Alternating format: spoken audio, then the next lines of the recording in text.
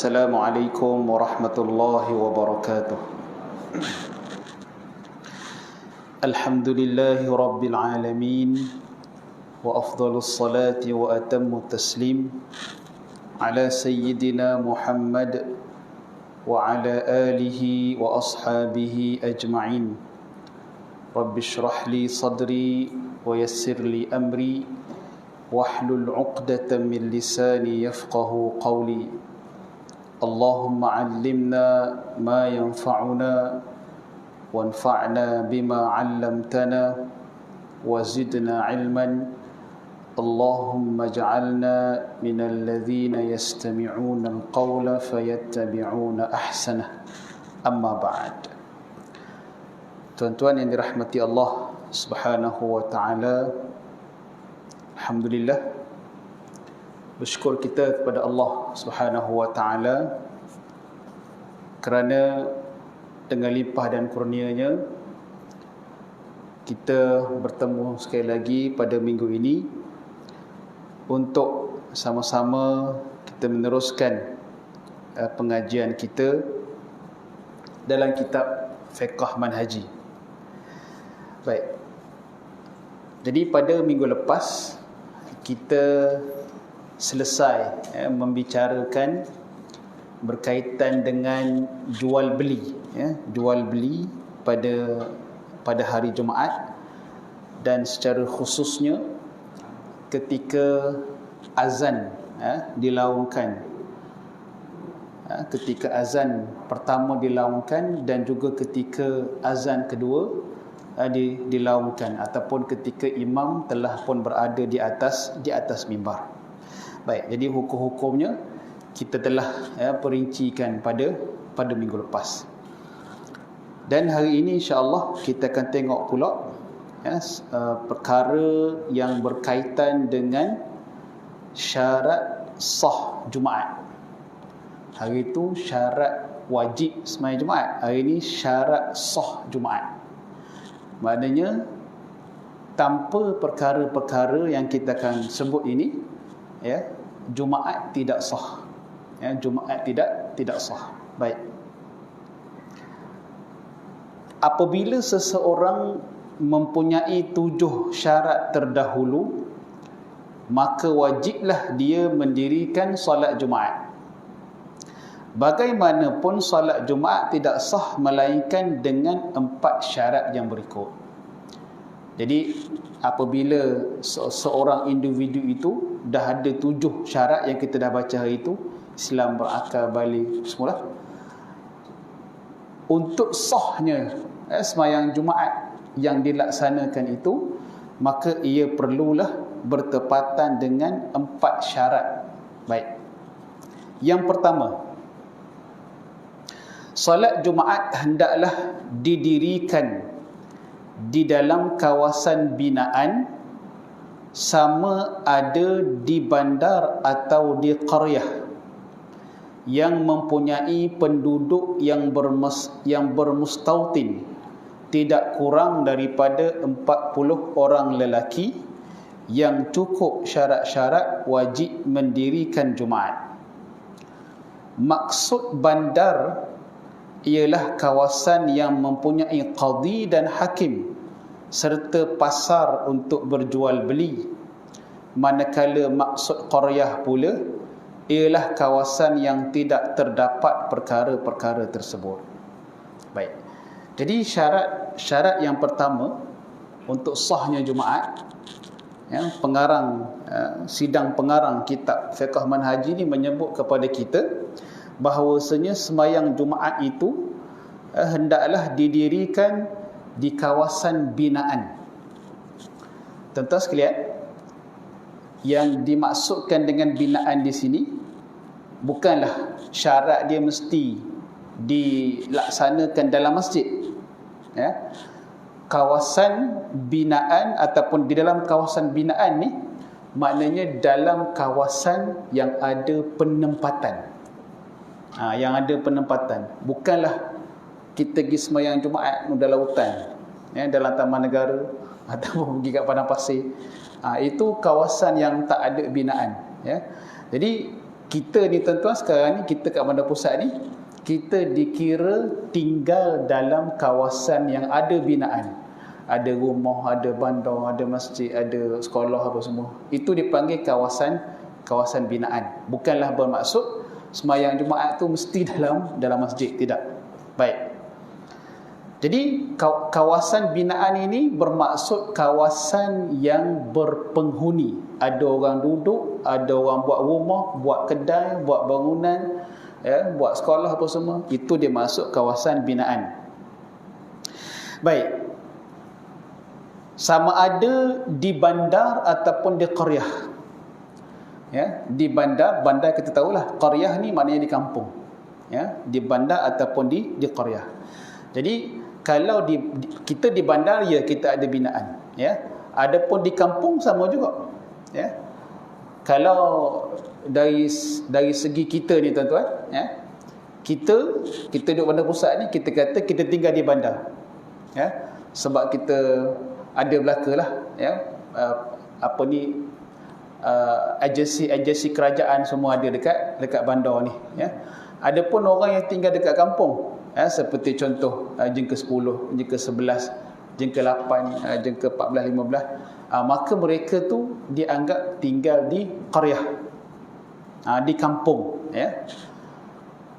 Kampung mereka jengka 10, jengka 11 tu, dalam tu ada binaan. Ada binaan. Orang buat rumah, orang buat masjid, orang buat kedai, orang buat sekolah.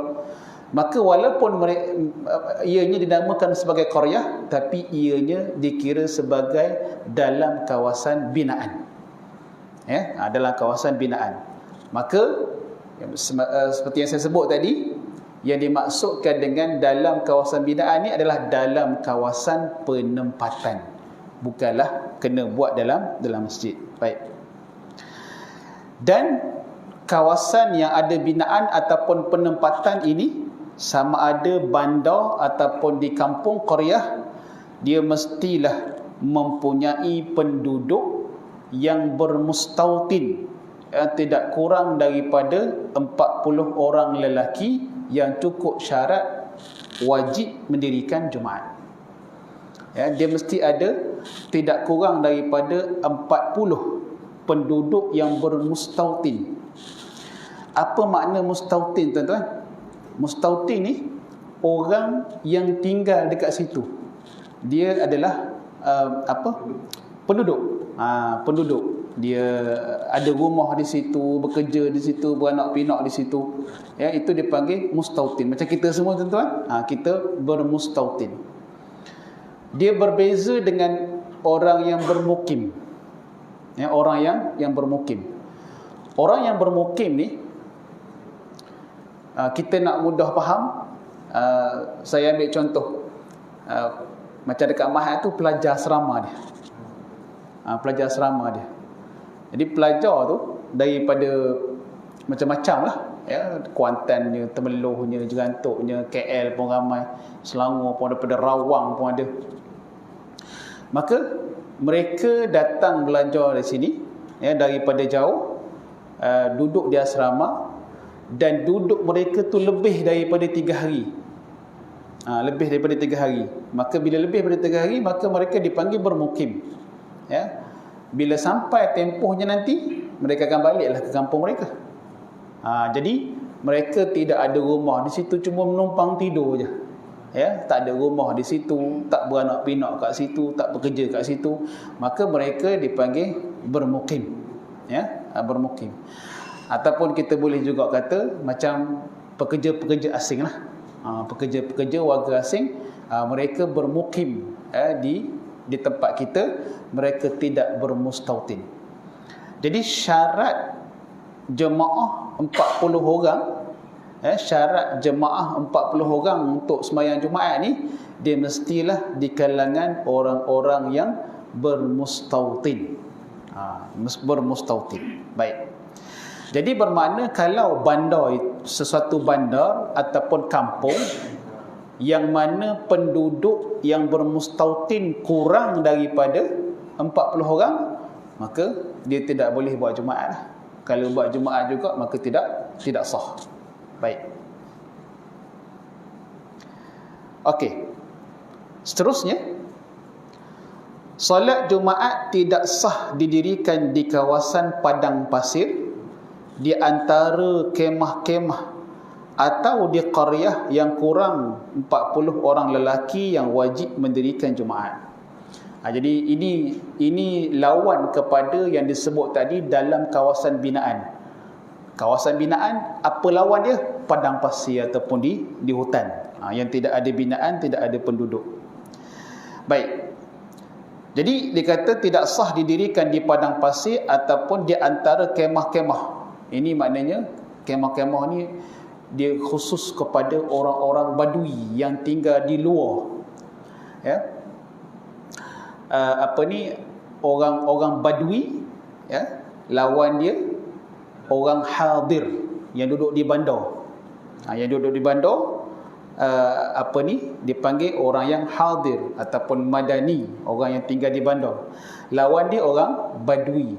Badui ni dia duduk di luar daripada kawasan penempatan, tinggal di kemah-kemah, dan mereka hidup secara nomad, berpindah randah. Jadi mereka nak buat Jumaat sama mereka, maka tidak boleh, ya, tidak boleh. Okey, baik. Jadi qaryah, kampung yang tak cukup 40 orang tadi, ya, maka tidak sah mereka mendirikan sembahyang Jumaat. Tetapi jika mereka terdengar azan daripada bandar yang berhampiran, maka mereka wajib ke tempat tersebut untuk mendirikan solat Jumaat. Sebaliknya mereka yang tidak terdengar azan, maka gugurlah kewajipan mendirikan solat Jumaat seperti yang telah dijelaskan.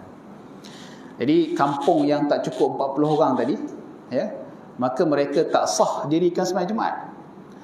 Tetapi kalau mereka dengar azan kampung sebelah, kampung sebelah penduduk ramai, ya, lebih daripada 40 orang, dan mereka mendirikan sembahyang Jumaat, dan azan daripada masjid itu didengari oleh kampung yang tak cukup tadi, ya, maka orang kampung yang tak cukup 40 orang tadi itu, bila dengar azan kampung sebelah, maka mereka wajib, ya, pergi ke kampung sebelah untuk melaksanakan sembahyang Jumaat, ya. Tetapi sekiranya tak dengar azan. Jadi tuan-tuan, dengar dengan tak dengar ni, ini adalah ukuran jauh dekat. Maknanya kalau tak dengar azan tu, tak dengar langsung azan, maknanya jauhlah dia.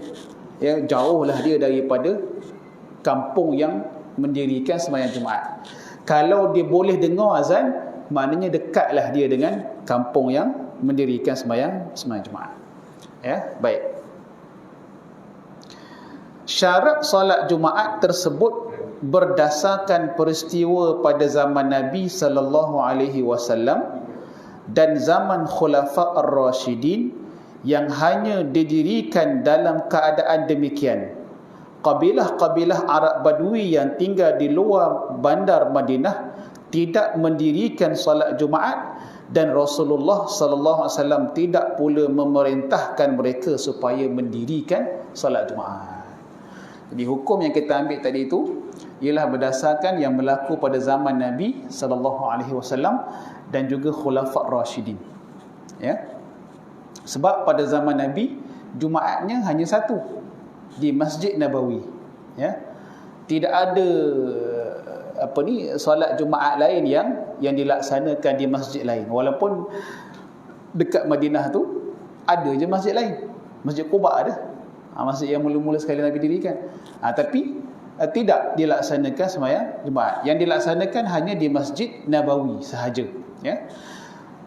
Dan Nabi tidak pula memerintahkan kabilah-kabilah Badui, Arab Badui yang tinggal di pinggir Madinah, ya, untuk melaksanakan sembahyang Jumaat dekat tempat mereka. Kalau kamu rasa jauh, tak payahlah datang buat sembahyang sana. Nabi tak kata gitu.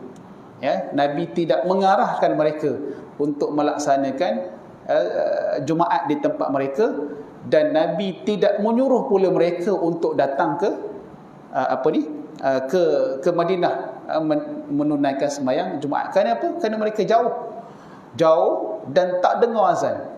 Ya, bila tak dengar azan, maka gugur kewajipan sembahyang Jumaat ke atas mereka. Ya. Jadi ni tuan-tuan, hukum yang kita sebut ni disesuaikan ikut zaman lah, ya, bersesuaian dengan zaman. Adapun pada zaman kita ni, ya, kalau 10 km tu rasanya dekat lagi lah. Ada motor, ada kereta, walaupun tak dengar azan, ya. Maka zaman dulu ialah, ya, 1 km pun mungkin dah ke jauh, 1-2 km. Ya, zaman sekarang ni 10 km pun masih lagi dikira dekat, dan azan pun kuat, didengar dengan pembesar suara. Baik. Okey, itu syarat yang pertama. Maknanya sembahyang Jumaat didirikan di kawasan yang ada penempatan, ada penduduk, ya, sama ada di bandar ataupun di kampung, dan penduduknya mestilah lebih, ya, ataupun sekurang-kurangnya 40 orang. Baik. Jadi mereka-mereka yang tinggal di kampung yang tak cukup 40 orang, maka mereka tidak mendirikan sembahyang Jumaat, kecuali jika mereka mendengar azan daripada kampung sebelah, maka ketika itu wajiblah mereka pergi ke kampung sebelah untuk menunaikan sembahyang Jumaat. Baik. Itu syarat yang pertama. Okey, baik. Syarat yang kedua. Bilangan jemaah bagi salat Jumaat ialah sekurang-kurangnya 40 orang lelaki yang memenuhi syarat-syarat wajib Jumaat, iaitu lelaki baligh dan bermastautin, ya, bermastautin. Itu syarat dia. Mesti ada 40 orang lelaki yang sah Jumaat dengan mereka. Ya. Maknanya kalau ada 38 orang lelaki yang baligh dan bermustautin, 38 orang je, tambah 2 orang musafir. Cari tak ada, yang ada 2 orang je musafir yang sudi berhenti, marilah kita sembahyang sekali Jumaat, maka sembahyang Jumaat tidak sah. Itu syarat sah dia. Dia mesti lelaki baligh dan bermustautin, ataupun 38 orang yang bermustautin tambah 2 orang budak yang belum baligh, pun sama, tidak sah sembahyang Jumaat. Bolehlah sembahyang Jumaat, tapi mestilah selepas itu dilaksanakan sembahyang zuhur sebagai ihtiyat, ya. Ataupun 38 orang lelaki yang baligh dan bermustautin, ya, tak cukup, tambah dengan 2 orang wanita yang bermustautin, maka sama juga tak cukup syarat, yang tidak cukup syarat. Jadi dia mesti 40 orang lelaki yang cukup syarat baligh dan juga bermustautin. Bermustautin. Jadi tuan-tuan sekalian, kalau macam saya sebut tadi di sekolah, ya, jadi kalau ikut hukum, pelajar di sekolah itu mereka hanya tambahan saja, sebab mereka bukan bermustautin. Kalau ikut mazhab Syafi'i, dia mesti mustautin. Dia mesti bermustautin, ya, barulah Jumaat sah. Kalau yang menjadi ahli jemaah tu orang mukim semua, maka sembahyang Jumaat tidak sah. Sembahyang boleh, tapi mestilah dibuat sembahyang zuhur selepasnya sebagai ihtiyat. Baik. Itu nak mudah faham antara mustautin dengan mukim. Jadi itu 2 istilah yang berbeza. Baik. Hal ini berdasarkan hadis Jabir bin Abdullah radhiyallahu anhu. Beliau berkata, madat as-sunnatu anna fi kulli arba'ina fama fawqa dhalika jumu'atun. Baik. Jabir bin Abdullah mengatakan bahawasanya menurut sunnah, solat Jumaat didirikan sekiranya terdapat 40 orang atau lebih. Itu adalah dalil daripada hadis. Bilangan jemaah sembahyang Jumaat ini mesti 40 orang. Dalam hadis Ka'ab bin Malik radhiyallahu anhu, beliau berkata, anna awwala man jama'a bihim As'ad bin Zurarah radhiyallahu anhu wa kanu yawma idzin 40. Maksudnya, sesungguhnya yang mula-mula mengumpulkan orang Islam untuk mendirikan salat Jumaat ialah As'ad bin Zurarah radhiyallahu anhu, dan bilangan mereka ketika itu ialah 40 orang. Ini kalau kita baca di permulaan bab sembahyang Jumaat itu, dalil menyebut bahawasanya sembahyang Jumaat ini disyariatkan semenjak sebelum hijrah lagi. Sebelum Nabi berhijrah. Cumanya Nabi tidak dapat melaksanakannya di Mekah.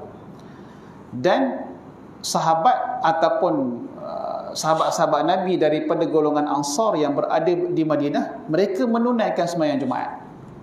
Dan yang mula-mula sekali kumpulkan orang untuk sembahyang Jumaat adalah sahabat Nabi yang bernama As'ad bin Zurarah. As'ad bin Zurarah, dialah yang mula-mula sekali kumpulkan orang untuk sembahyang Jumaat. Dan orang yang dia kumpul tu jumlahnya adalah 40 orang. Jumlahnya adalah 40 orang.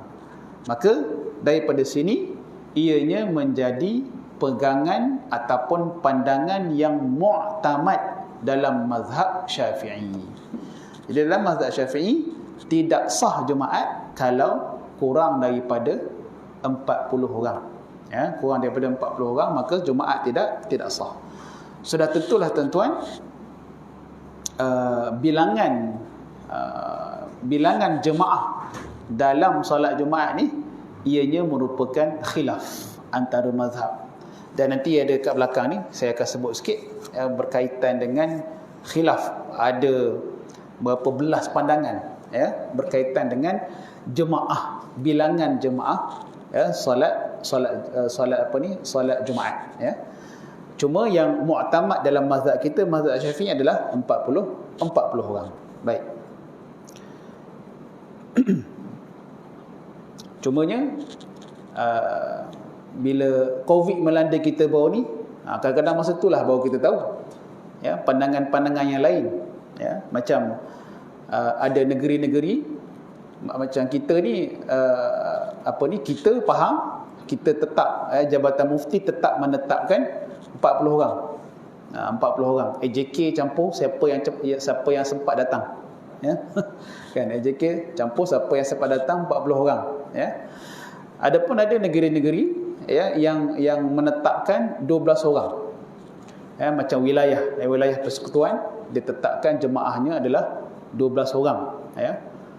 Kelantan pun rasanya 12 orang juga. Kelantan pun 12 orang juga. Maka penetapan 12 orang itu ada dalil dia dan menjadi pegangan mazhab. Ianya adalah bersumberkan daripada mazhab Imam Malik. Imam Malik berpandangan sekurang-kurang jemaah sembahyang Jumaat ini adalah 12 orang. Berdasarkan kepada dalil, kalau kita baca surah Jumaah, tuan-tuan, surah Al-Jumu'ah tu, di akhir surah ada ayat yang berbunyi wa idza ra'au tijaratan aw lahwan infaddu ilaiha wa tarakuka qa'imah. Jadi ayat tu turun, sebab nuzul dia adalah ketika mana Nabi sedang berkhutbah di hari Jumaat, datang pedagang, orang peniaga lah, datang bawa barang. Maka sahabat-sahabat yang tengah dengar khutbah ni bangun pergi kejar ke barang tu, sehingga kan yang tinggal masa tu hanya 12 orang sahabat saja. 12 orang sahabat saja yang tinggal. Maka yang lain semua pergi tengok barang-barang perniagaan tu.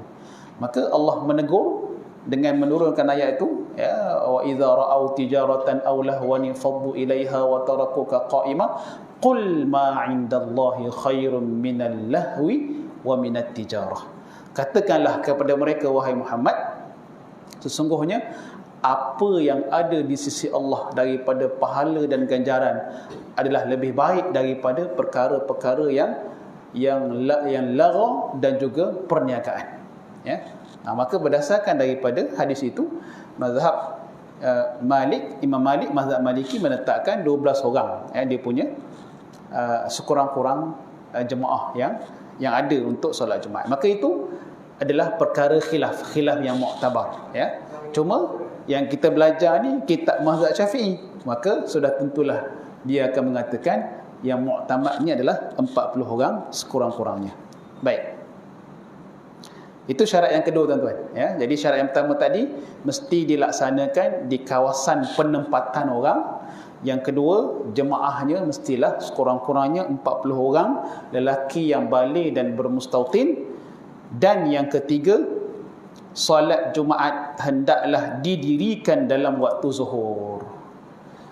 Dalam waktu zuhur tu tidak semestinya awal waktu, ya. Dia dalam waktu zuhur. Kalau ada perkara-perkara yang menghalang, ya, terpaksa semayang pukul 3, sah, tak ada masalah.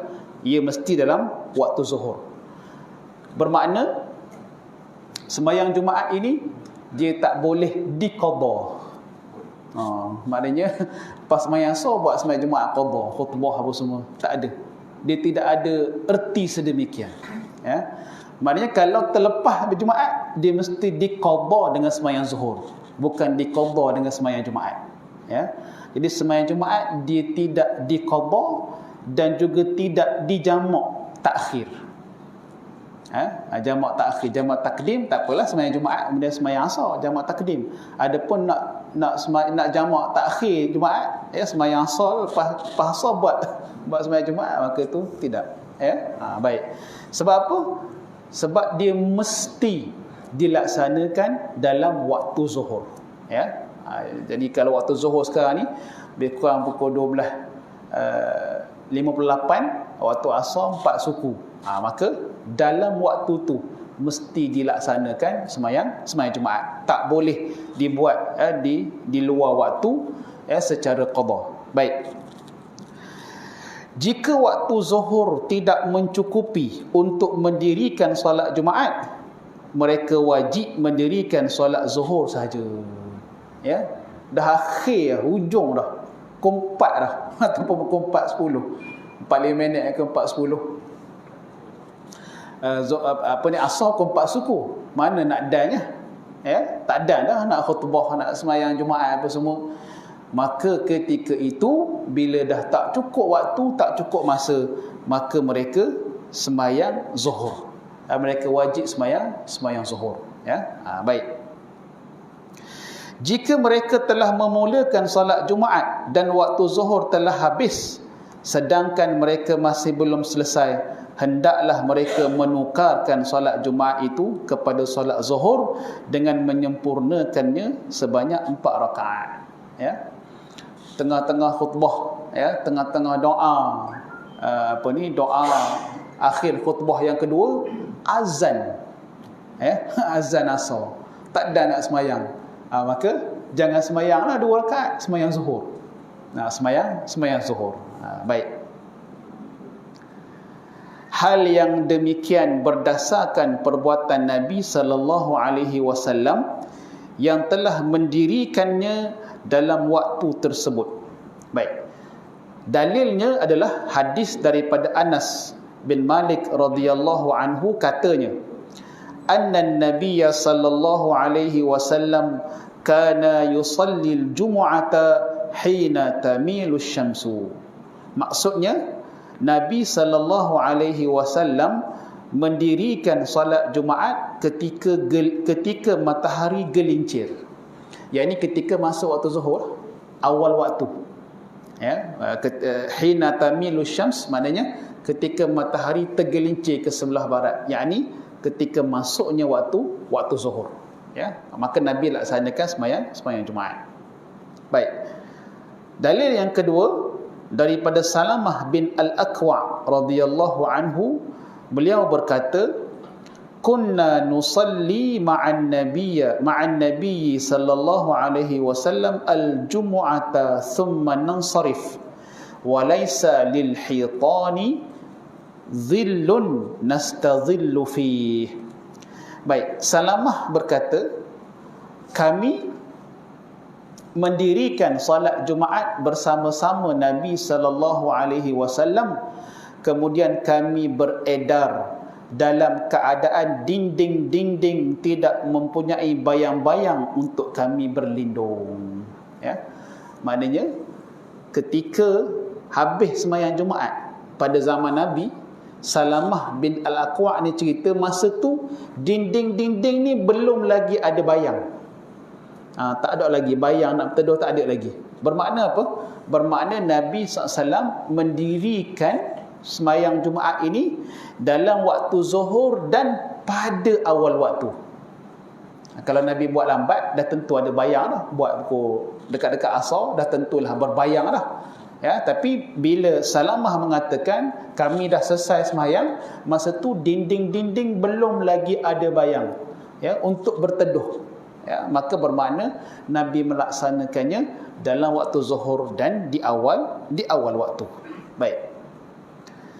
Dan Sahal bin Sa'ad radhiyallahu anhu berkata, ma kunna naqilu wala nataghadda illa ba'dal jumu'ati. Maksudnya, kami tidak tidur pada tengah hari dan tidak makan tengah hari lah, nataghadda, tak makan tengah hari kecuali selepas salat Jumaat. Ya, Sahal bin Sa'ad, ya, dia mengatakan bahawasanya kalau hari Jumaat kami tak tidur qailulah. Tidur tengah hari maknanya tidur qailulah, tidur sebelum zuhur. Itu dia panggil tidur qailulah.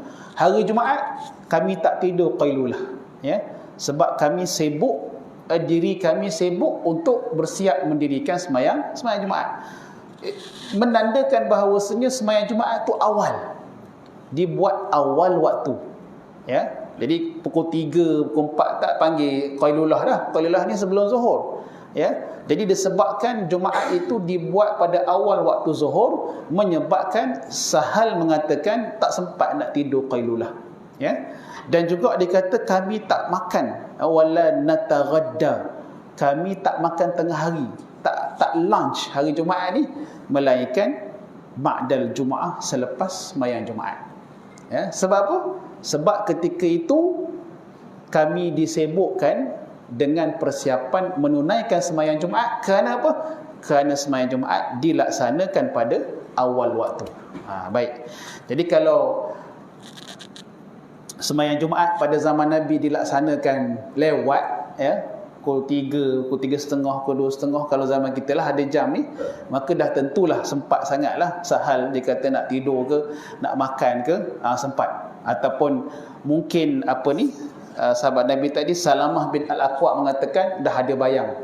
Tapi masing-masing semuanya bersaksi bahawasanya sembahyang Jumaat itu dilaksanakan pada awal waktu zuhur. Baik.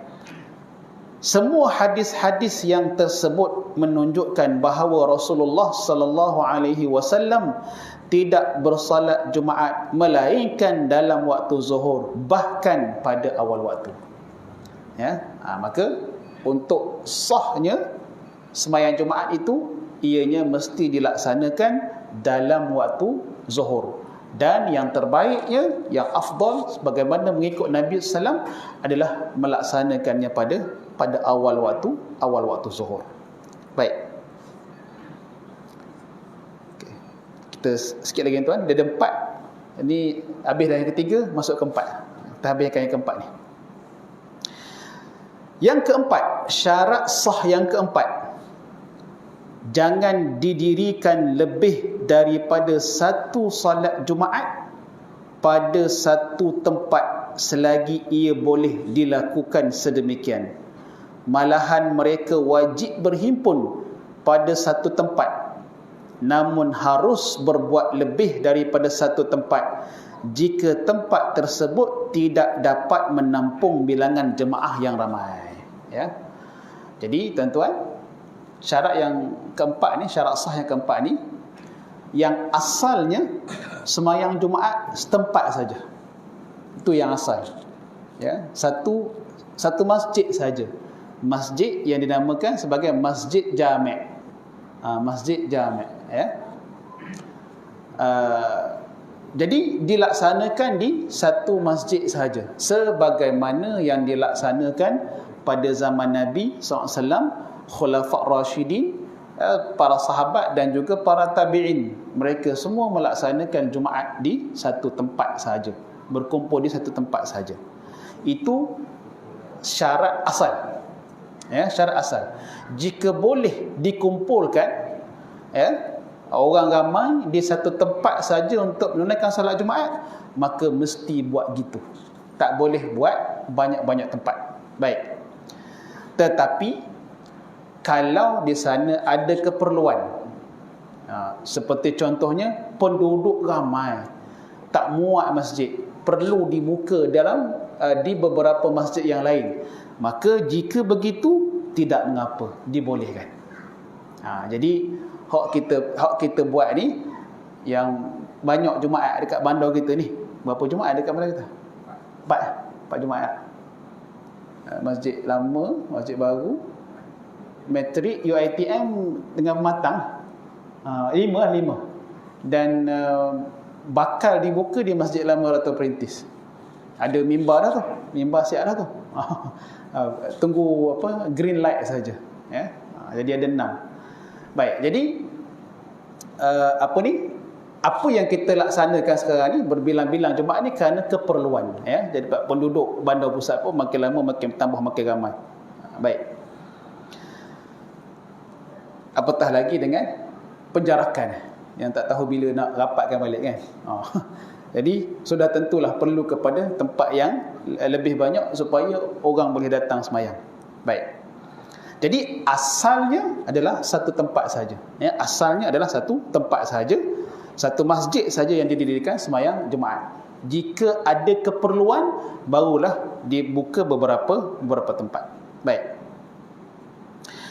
Sekiranya salat Jumaat didirikan berbilang dalam satu bandar atau qaryah tanpa sebab munasabah, hanya salat yang didirikan terlebih dahulu dikira sah.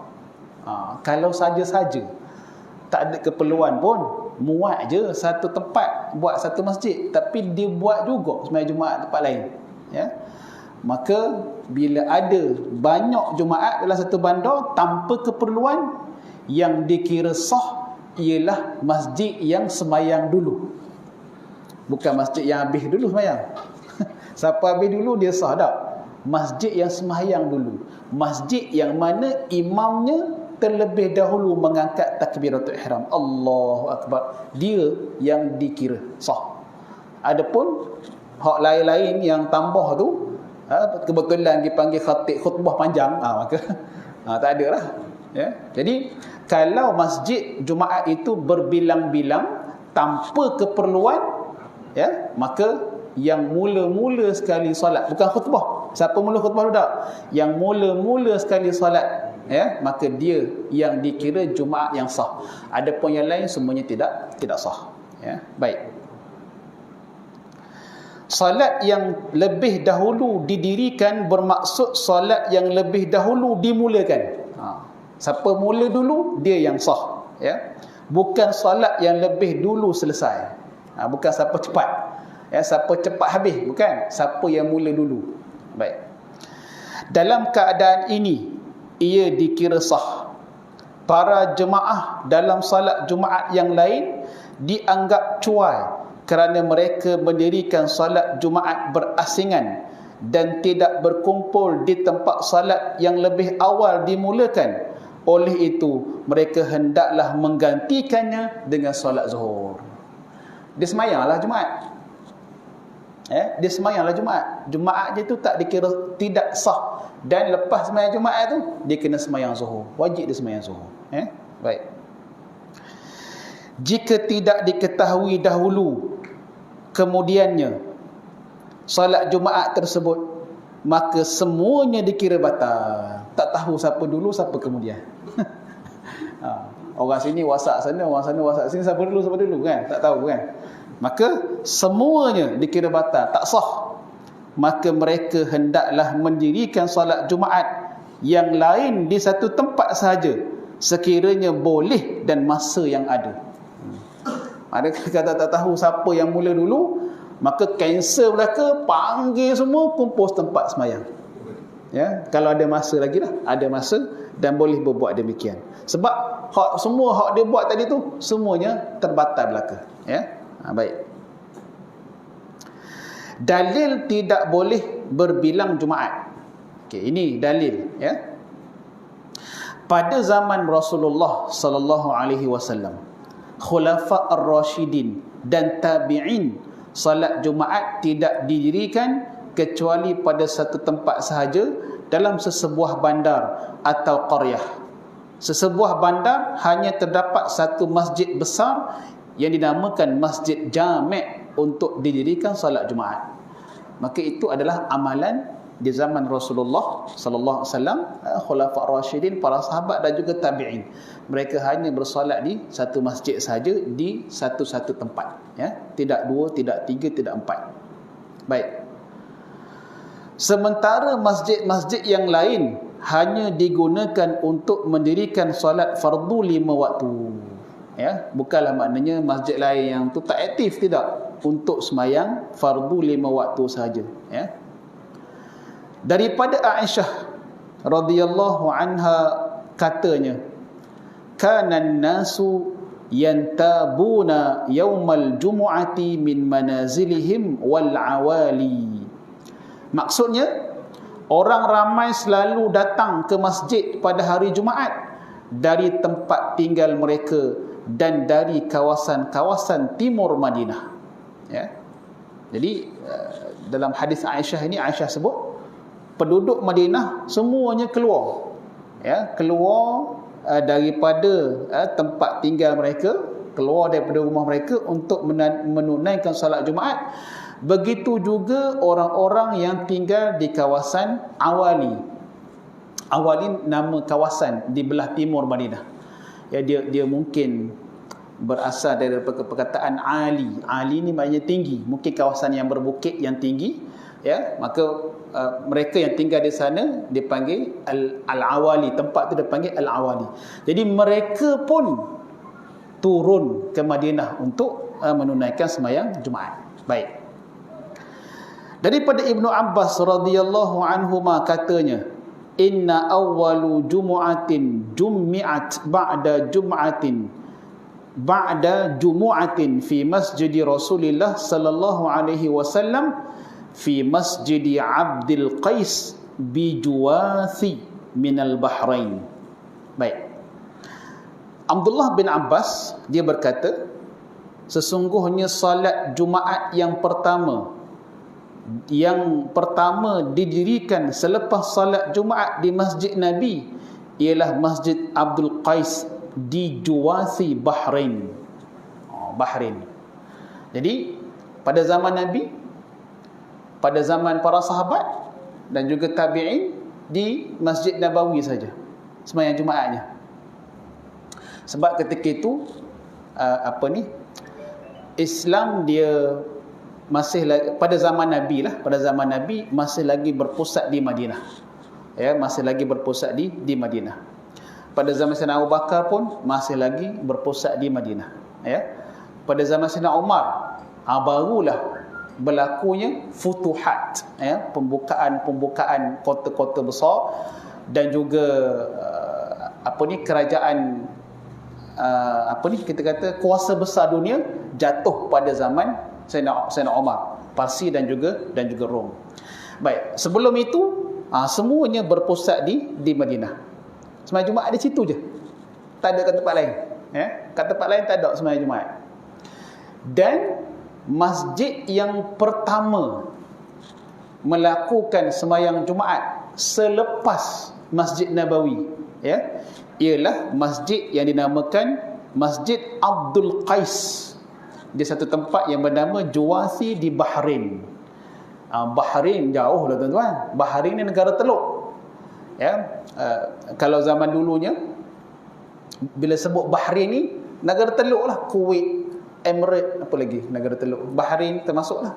Qatar, itu semua dipanggil Bahrain.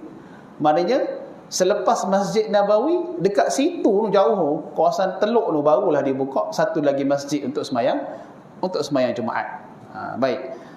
Yang mana asalnya hanya dilaksanakan pada di Masjid Nabawi sahaja. Baik. Hikmah tidak boleh didirikan sembahyang salat Jumaat berbilang-bilang di satu-satu bandar ataupun qaryah adalah supaya boleh sampai kepada tujuan menzahirkan syiar perpaduan dan penyatuan fikiran. Jika didirikan bertaburan tanpa sebab yang munasabah, mungkin akan membawa kepada perpecahan dan perbalahan. Ya, dia lebih kepada untuk menyatukan, ya, fikrah, menyatukan pemikiran supaya tidak berbalah dan tidak berpecah. Ya, itu kalau tidak ada keperluan lah. Kalau ada keperluan maka boleh dilaksanakan di beberapa tempat. Baik. Maka tuan-tuan habis syarat sah sembahyang Jumaat tadi, iaitu saya ringkasnya, dia mesti dilaksanakan di kawasan penempatan, ya, bukan di padang pasir ataupun di hutan, kalau kita hutan lah, ya. Yang kedua, mesti jemaahnya sekurang-kurangnya 40 orang lelaki yang cukup syarat, dan mesti dah dilaksanakan. Yang ketiga, dilaksanakan dalam waktu zuhur, dan yang keempat, ya, hukum asalnya mestilah dilaksanakan satu Jumaat sahaja dalam satu-satu bandar ataupun satu-satu kawasan penempatan, kecuali jika di sana ada keperluan untuk memperbanyakkannya. Ya, baik, itu 4 syarat sah solat Jumaat. Dan insya-Allah tuan-tuan akan datang kita akan tengok pula berkaitan dengan rukun-rukun Jumaat, ya. Bila sebut rukun-rukun Jumaat, maka kita akan masuk perincian dia, iaitu khutbah. Rukun Jumaat ada 2 je. Khutbah, sembahyang. Khutbah dan solat Jumaat. Nanti akan ada perincian tentang khutbah. Baik, insya-Allah. Jadi saya rasa setakat itulah untuk malam ini, dan jika tuan-tuan ada apa-apa soalan,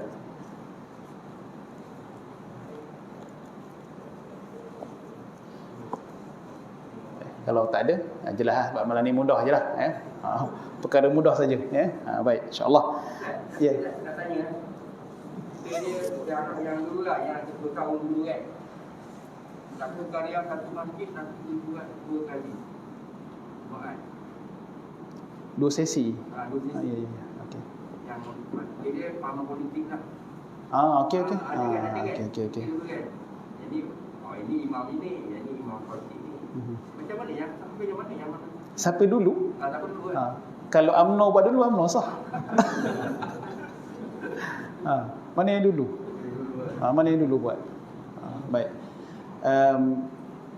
Dia itu yang kita panggil tak ada alasan yang munasabah. Sebab perbezaan parti politik dia bukan alasan yang munasabah. Ya. Dia lain dengan COVID baru ni. COVID baru ni, benda ni khilaf. Ada ulama yang tidak bersetuju, ada ulama yang bersetuju kerana keperluan, iaitu melaksanakan Jumaat mengikut sesi sebab tak muat. Sebab kena penjarakan ataupun takut orang berhimpun ramai sangat, maka buat sesi 1, sesi 2, sesi 3.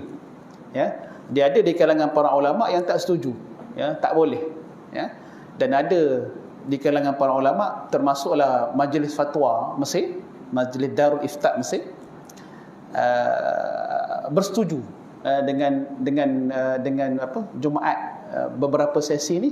Kenapa? Lil hajah, kerana keperluan. Itu keperluan yang munasabah lah. Maka itu kita terimalah.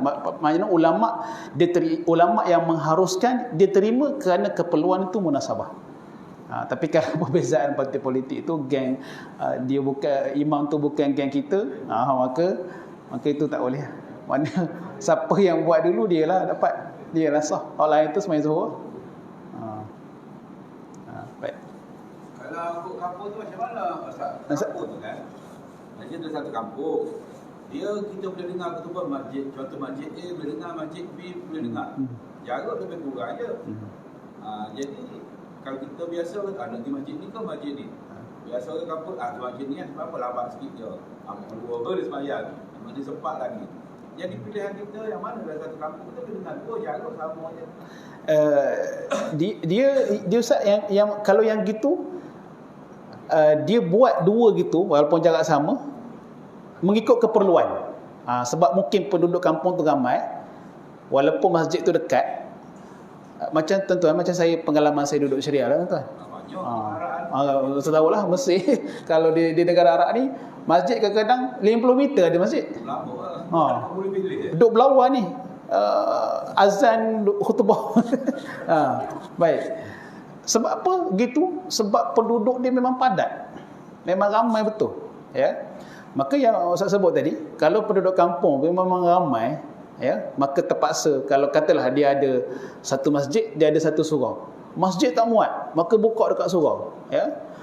Maka bila pembukaan itu kerana keperluan, maka kita boleh pergi mana-mana. Kita boleh pergi mana-mana. Tapi kalau pembukaan tu bukan keperluan, maka kita tak boleh pergi hak surau tu lah. Ya memang buka atas dasar tu memang dasar keperluan lah. Tapi tidak ada ulama menetapkan jarak antara. Tidak ada. Tak ada tu. Kalau macam tak jarak contoh 5 km ke baru kena ke satu masjid. Bila contohnya penduduk tu terlalu padat, maknanya jarak tu masafah dia tu dijauhkan sikit untuk buka satu masjid tu. Tak ada.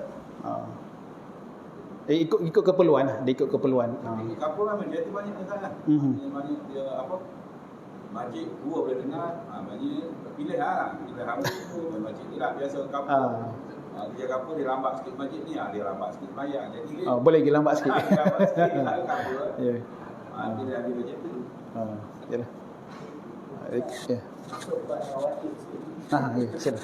Rasulullah dia biasa buat tawafiyah zuhur 2 ataupun 4. Yang begitu juga dengan isyak ba'diyah 2 ataupun 4. Yang afdalnya zuhur itu dilakukan 4 rakaat satu salam ataupun 4 rakaat 2 salam. 2 salam.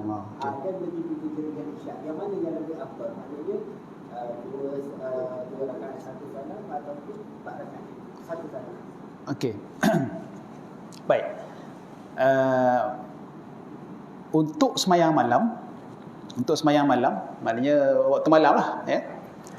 Yang afdalnya berdasarkan hadis yang jelas Nabi sebut ialah dua-dua. Salatul lail, Nabi sebut dah, salatul lail masna. Semayang malam ni dua rakaat. Tetapi di sana ada sebilangan ulama yang membolehkan semayang malam ni dibuat 4-4-4, ya. Kerana berdasarkan hadis Aisyah, bila ada seorang sahabat bertanya kepada Aisyah berkaitan dengan, bukan sahabat tabi'in, ya, seorang tabi'in bertanya kepada Aisyah berkaitan dengan semayang malam Nabi, ya. Macam mana Nabi semayang malam? Maka Aisyah menceritakan bahawasanya Nabi tidak pernah menambah sama ada dalam Ramadan ataupun luar Ramadan lebih daripada 11 rakaat. Itu saja rakaat yang Nabi solat, ya. Ada riwayat lain sebut 13. Ada riwayat sebut 9, ada yang sebut 7. Maka bila Aisyah sebut macam tu, Aisyah jelaskan, ya, Nabi bersembahyang 4, ya, 4 rakaat. Maka jangan kamu tanya tentang lama dan juga indahnya solat Nabi.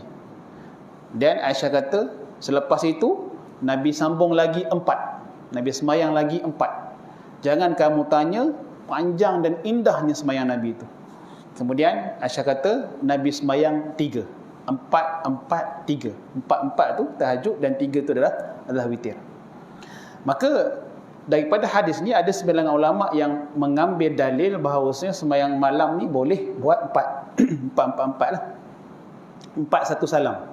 Baik. Tetapi yang paling kuatnya ialah hadis yang saya sebut tadi tu, salatul lail masna masna, sembahyang malam adalah dua-dua. Ia adalah hadis yang mentafsirkan hadis Aisyah tadi. Maknanya Nabi memang 4 Aisyah sebut, tapi diselangi dengan salam. Bermakna dua. Jadi 4. Nabi rehat. Ya, rehat. Kemudian Nabi sambung lagi 4. Dua. Macam tu. Dia macam kita semayang, ada main tarawih lah, ada masjid-masjid yang dia buat tazkirah kan. Semayang 4 dulu, dan rehat tazkirah 20 minit, setengah jam, dan sambung balik 4. Ya. Jadi sebenarnya bukan sembahyang 4-4, 2-2. Rehat tazkirah 2-2. Kemudian baru witir, ya. Baik, jadi untuk malam yang kuatnya adalah 2-2-2. Baik. Walaupun di sana ada ulama yang mengatakan boleh buat 4, dan berdasarkan dalil yang kita baca dalam Syama'il bawah ni, ayat 1 bawah ni, Ibnu Umar menyebut sesiapa yang sembahyang sunat 4 rakaat selepas Isyak yang tidak dipisahkan dengan salam, maknanya 4 rakaat straight, 1 salam, maka sembahyangnya itu pahalanya sama seperti 4 rakaat di malam Lailatul Qadar. Ya. Jadi ada dalil dan juga ada amalan di kalangan sahabat yang buat macam tu. Tapi yang kuatnya adalah 2-2. Adapun solat siang, ya, solat di waktu siang, di sini ada di sana hadis yang berbunyi salatul laili wan nahar. Tadi salatul lail saja. Ni ada tambah wan nahar pula. Salatul laili wan nahar masna masna. Sembahyang malam dan juga sembahyang siang, yakni sunat adalah 2-2-2-2. Jadi kalau kita sembahyang duha 8 rakaat, maka kita buat 2-2-2-2, ya. Kalau kita sembahyang qabliyah zuhur 4 rakaat, kita buat 2-2. Sembahyang qabliyah ba'diyah zuhur 4 rakaat, kita buat 2-2. Kita sembahyang asar, qabliyah asar 4 rakaat, kita buat 2-2, ya. Itu yang asal. Tetapi macam tadi jugalah, ada dalil, ya. Ada dalil, contohnya hadis ni kita akan baca, kalau saya ada nanti kita akan baca minggu depan ni, ya. Hadis berkaitan dengan Nabi sembahyang sunat qabliyah zuhur. Dalam hadis tersebut Nabi tidak memisahkannya dengan salam. Nabi sembahyang 4 rakaat, Nabi tidak memisahkannya dengan salam. Maknanya 4 rakaat satu salam, ya. Maka kesimpulannya, yang afdalnya adalah kita laksanakan 2-2-2-2. Tetapi di sana untuk solat siang boleh kita laksanakannya, ada dalil, ya, daripada Nabi, perbuatan Nabi melaksanakannya 4 rakaat dengan 1 salam. Gitu. Okey, kalau tak ada apa-apa, insya-Allah kita jumpa. Ada apa, Dik? Okey, kita jumpa insya-Allah pada minggu depan. Sekian, wabillahi taufiq wal hidayah. Wassalamualaikum warahmatullahi wabarakatuh.